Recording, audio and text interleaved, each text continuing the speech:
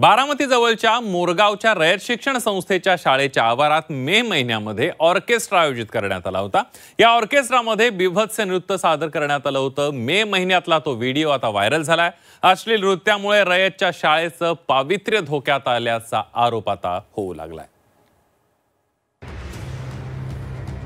पुणे जिल्ह्यातल्या मोरगावच्या रयत शिक्षण संस्थेच्या आवारात ग्रामदैवताच्या यात्रेत ठेवण्यात आलेल्या ऑर्केस्ट्रात तरुणींचा अश्लील डान्स ठेवल्याचा आरोप होऊ लागलाय। या संदर्भातला एक व्हिडिओ आता सोशल मीडियावर व्हायरल होऊ लागलाय।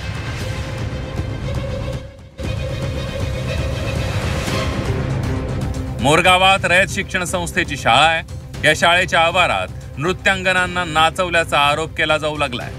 हा व्हिडिओ 8 मे 2025 चा असल्याची माहिती आहे। गावच्या यात्रा कमिटीने मागणी केली म्हणून शाळेचं मैदान दिल्याचं मुख्याध्यापकांनी सांगितलंय। यावर्षी ग्रामदैवत भरनाथ यात्रेनिमित्त मे 2025 मध्ये भरनाथ यात्रा उत्सव होता।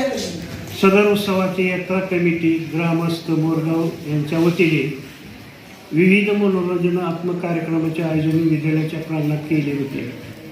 सदर कार्यक्रमाच्या वेळी मे महिन्याची सुट्टी असल्याने विद्यालय बंद होते।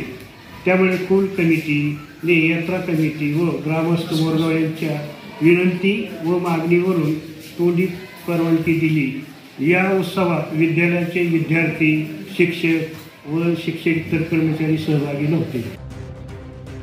झालेल्या प्रकाराचा माजी शिक्षण मंत्री दीपक केसरकर यांनी निषेध केला।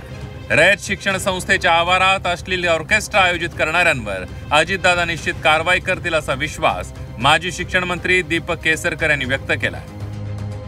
एक गोष्ट अशी आहे की असा काय प्रकार घडला असेल तर माझी खात्री आहे दादा असतील किंवा साहेब असतील त्यांच्यावर कारवाई करते। कारण प्रत्येक गोष्ट एवढ्या मोठ्या संस्थेमध्ये रयत शिक्षण संस्थेच्या शेकडो शाळा आहेत, त्यामुळे प्रत्येक ठिकाणी त्यांचा माहिती असेल काय चाललेलं आहे, कुठले कार्यक्रम, असं मला वाटत नाही। झाला असेल आणि तुम्ही म्हणता तसा जर प्रकार झाला असेल तर संबंधित जे कोणी तिथं प्राध्यापक असतील, प्राचार्य असतील त्यांच्यावर कारवाई दादा करतील याची मला खात्री आहे। कर्मवीर भाऊराव पाटलांच्या रयत शिक्षण संस्थेची जनमानसात वेगळी प्रतिमा आहे। शाळेच्या आवारात कोणतेही कार्यक्रम आयोजित करताना गावगावच्या यात्रा कमिट्यांनी, गाव पुढाऱ्यांनी शाळेचं पावित्र्य धोक्यात येणार नाही याची काळजी घेणं अपेक्षित आहे। जावेद मुलानी, झी 24 तास, बारामती।